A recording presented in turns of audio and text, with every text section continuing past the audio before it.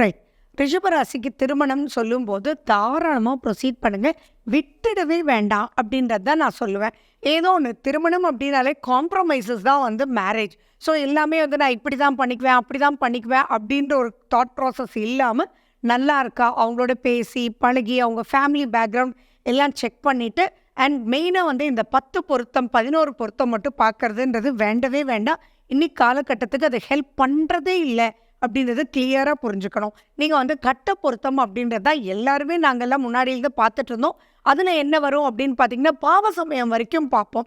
So அதெல்லாம் பார்த்து அதுக்கப்புறம் நீங்க ப்ரொசீட் பண்ணும்போது ஆட்டோமேட்டிக்கா சக்சஸ்ஃபுல்லா இருக்கும். அதே மாரி மறுமணம் அப்படின்னு சொல்லும்போதும் நீங்க தாராளமா ப்ரொசீட் பண்ணலாம். எதுவுமே மிஸ் பண்ண வேண்டாம். ஏன்னா ரிஷப ராசிக்கு 11ஆம் வீட்ல சனி பகவான் இருக்காரு. நெறைய மெச்சூரிட்டியும் அப்ப கிடைச்சிருக்கும். அப்ப 11 சம்மந்தப்படும் போதும் குருவினுடைய பார்வை அங்க வரும்போது, நீங்க 2ஆம் திருமணம் முயற்சி எடுக்கும்போது கண்டிப்பா மறுமணம் திருப்தியாவே நடக்கக்கூடிய ஒரு வாய்ப்பு இருக்கு.